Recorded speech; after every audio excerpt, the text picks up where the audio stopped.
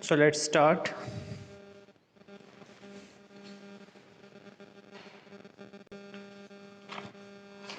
So last time we had done orthogonality property of eigen functions. आज हम पढ़ेंगे one dimensional Green's function. So let's see what do we mean by one dimensional Green's function.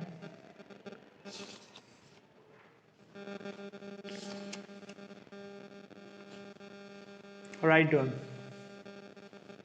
So today we discuss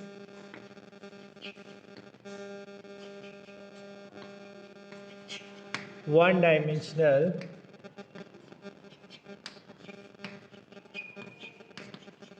Green's function. They are boundary value problems.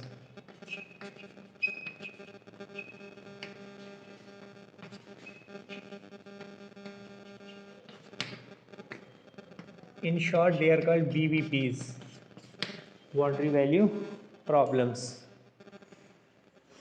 So what do we have in Green's function? Given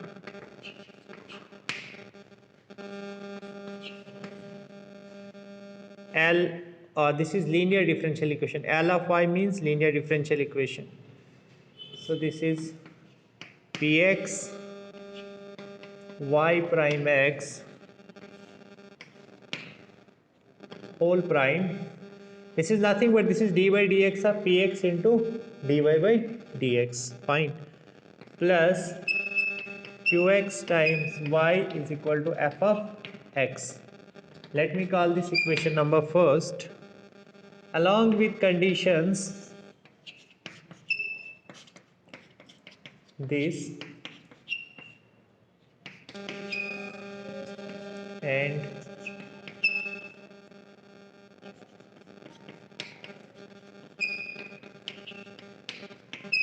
let me call these two conditions as equation number 2. If L inverse denotes the operator inverse to the problem 1, inverse to the problem 1, then y of x किसके equal होगा? L inverse f of x. ठीक है बच्चे? Because L of y is equal to f of x, so if we take the inverse operator on both sides, this will become y is equal to L inverse of f of x. Since L is a differential operator, we expect क्या होता है बच्चे differential operator का inverse? Integral operator. Derivative का inverse क्या होता है? Anti derivative. सो अगर एल आपका डिफरेंशियल ऑपरेटर है तो एल इनवर्स क्या होगा? This is an integral operator. Thus y will be of the form will be of the form. किस फॉर्म का होगा y? Y of x is equal to integral a to b gxt f of t dt. yx will look like an integral. अब ये g of xt क्या है? ये by variate है, मतलब ये फंक्शंस, ये एक ऐसा फंक्शन है जो दो वेरिएबल्स पे डिपेंड कर रहा है, एक x पे और एक t पे, और इसकी वैल्यूज क्या होंगी? This g of x t, this is a by variate. What is this g of xt? the bivariate gx comma t is defined as, ये क्या है बच्चे, this is g of x comma t is equal to y1x y2t upon c, where x is greater than equal to a, less than equal to t, less than equal to b। जब x जो है वो t से छोटा होगा, a से बड़ा होगा और t b से छोटा होगा, and this is equal to y1t into y2x upon c। जब t जो है वो x से छोटा होगा और t और x दोनों a और b के बीच में लाई करते होंगे। ये जो बच्चे बाइवेरिएट फंक्शन है, the bivariate function, the bivariate function g x comma t defined on region, किस रीजन में डिफाइंड है, x less than equal to b greater than equal to a and t greater than equal to a less than equal to b। यानी एक rectangle में define है। ये कैसे define है बच्चे, एक रेक्टेंगल में। देखो सपोज ये t है और ये x है, x किसके बीच में लाई करता है, सपोज a से b के बीच में, और x भी किसके बीच में लाई करता है, a से b के बीच में। अब ये a और b कुछ भी हो सकता है, इसके लिए ये a और b कुछ भी हो सकता है, ठीक है।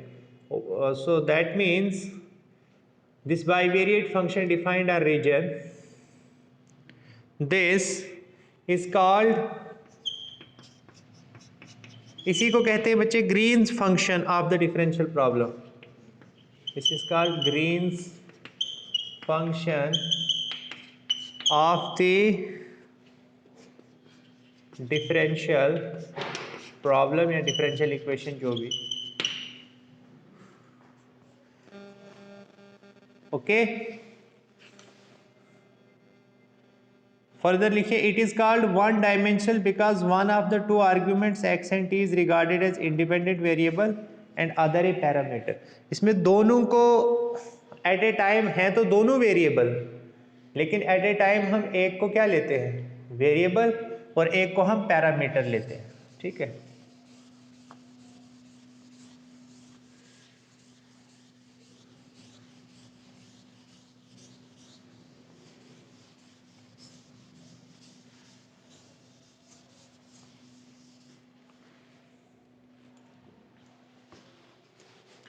It is called one dimensional because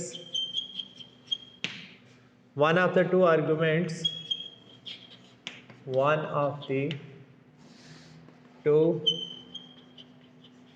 arguments x and t is regarded as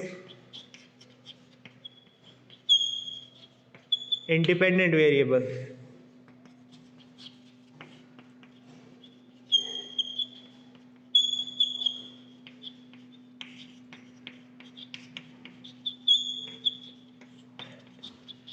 and other as parameter।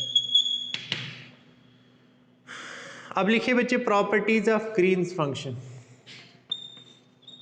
Properties of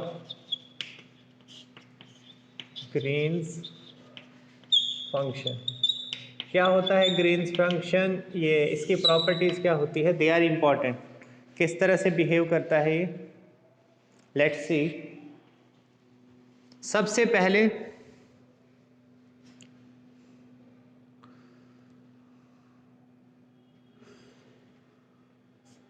the Green's function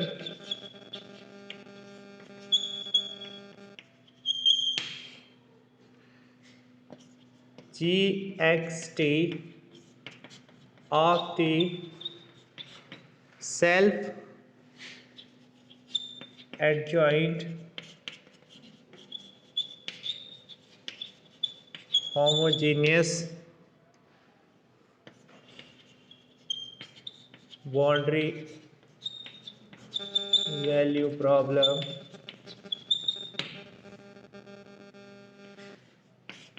L of y equal to 0 where x is greater than equal to a less than equal to b, a1 y a plus a2 y prime a equal to 0,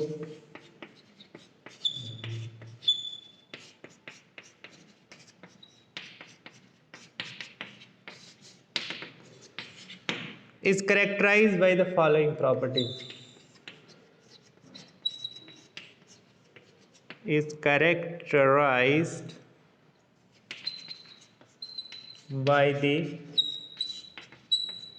following properties.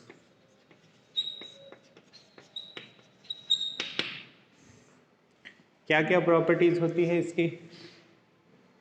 Let's see.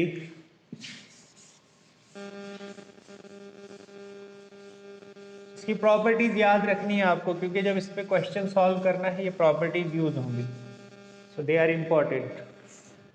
पहली property क्या है? This g of x comma t, this is continuous function. This Green's function is continuous in the domain. Which domain? X is greater than equal to a.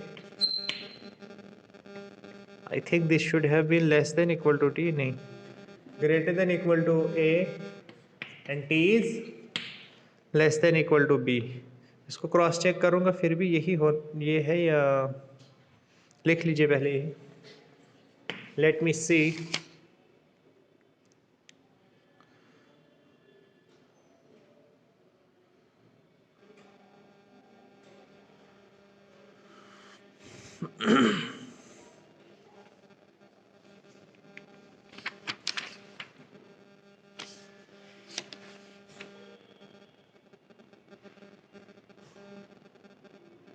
यही है, ठीक है.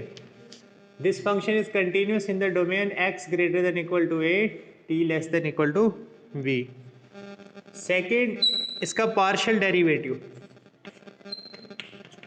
Derivative of this function with respect to x, this is discontinuous. This is discontinuous at x equal to t with jump discontinuity, having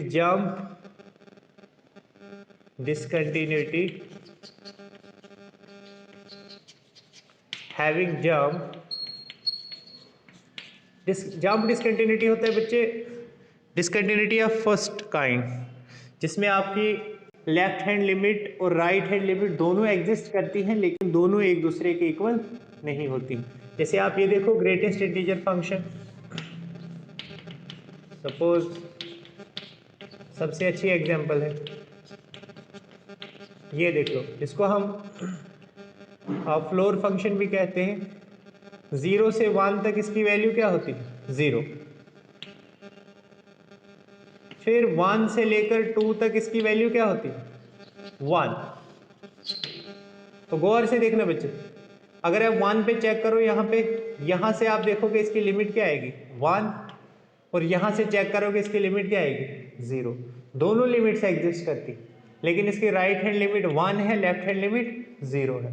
that, और देखो तेरा jump आ रहा है ना, कितना जंप आ रहा है? यहाँ से ग्राफ यहाँ पे था, यहाँ से कितना जंप आ गया? 1 का. फिर से यहाँ पे 1 का आएगा, फिर से यहाँ पे 1 आएगा, पीछे यहाँ पे देखिए -1 से 0 तक कितना है? 0 को छोड़ के दिस इज -1. तो कितना जंप आ रहा है? This is unit jump. In fact step functions जो होते हैं उनमें थोड़ा थोड़ा सा जंप आता है, और ये जो ग्रेटेस्ट इंटीजर फंक्शन होता है इसमें जंप जो है वो यूनिटी के बराबर होता है. तो इसमें भी होती है जंप डिसकंटिन्यूटी या कंटिन्यूटी ऑफ फर्स्ट काइंड और इसका जंप कितना है 1 का। ऐसे ये जंप 2 का भी हो सकता है, 3 का भी हो सकता है, 4 का भी हो सकता है, ठीक है। तो इसका जंप जो है कैसे हम x इक्वल टू टी पे इसका जंप होगा और वो कैसे हम फाइंड आउट करते हैं। This jump is given by del g by del x at कहाँ पे, at t minus 0 comma t. ये t माइनस 0 क्या है, this is left hand side of t, ठीक है। Minus del g by del x, t plus 0 का मतलब right side of t। This is equal to, this difference should be equal to -1 upon p of t. ये किसके equal होना चाहिए, -1 upon p of T. और ये p क्या है, देखो पीछे डिफरेंशियल इक्वेशन में जहां पे मैंने एल ऑफ वाई क्या लिखा था, d by d x of p x into d y by d x, ये वो वाला p है। तो ये हमें डिफरेंशियल इक्वेशन से पता चल जाएगा। तो ये जंप जो है ये किसके बराबर होना चाहिए, -1 upon p of t, where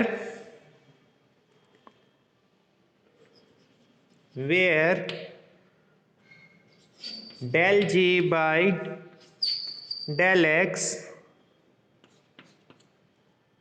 this right hand,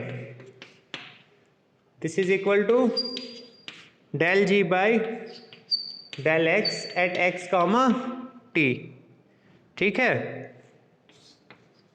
at x equal to t when x is less than equal to t। And आपको थोड़ा सा अजीब सा लग रहा होगा ये, लेकिन जब हम क्वेश्चन करेंगे तब आपको ये चीज़ें क्लियर होगी।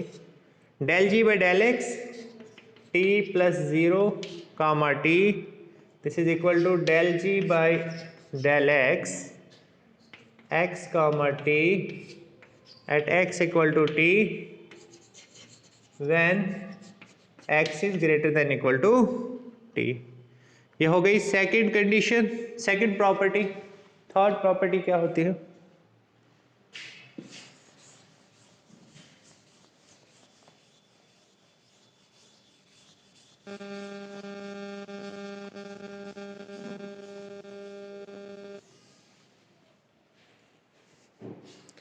सचिन क्या आपको मेरी आवाज़ साफ सुनाई दे रही है और जो मैं लिख रहा हूं वो सब आपको साफ पढ़ा जा रहा है?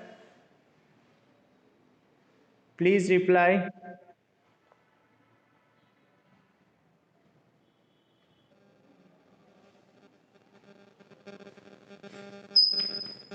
with x as independent variable,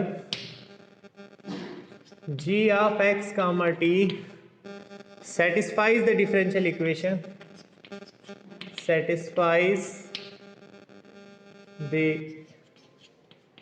differential equation L of y equal to 0 except, कहाँ पे नहीं डिफरेंशियल इक्वेशन सेटिस्फाई करेंगे, except at x equal to T.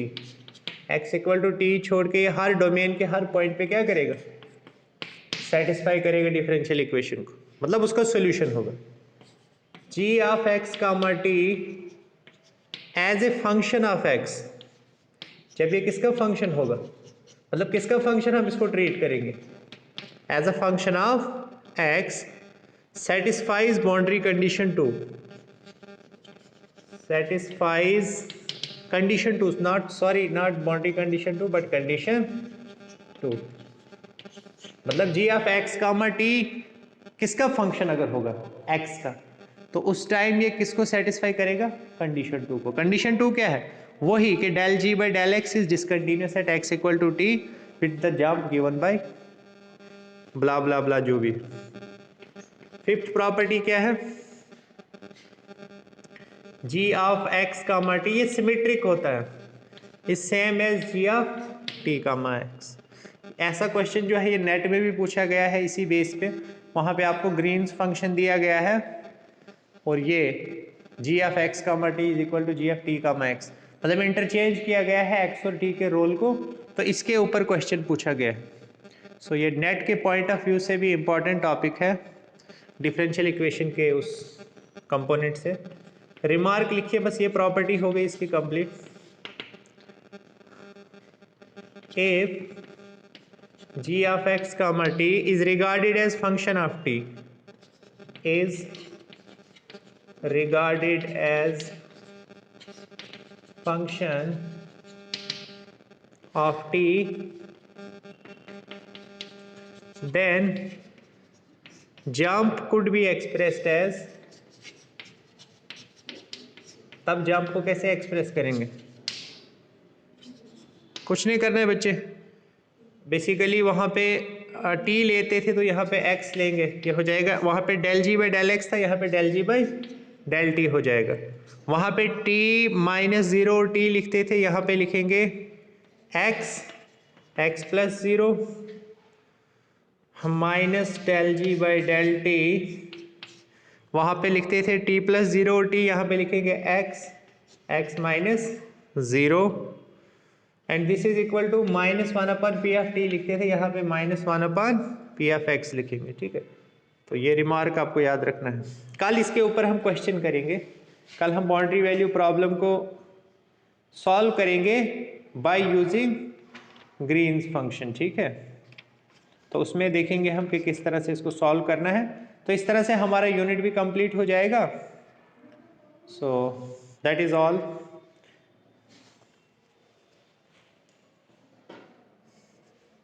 Thank you.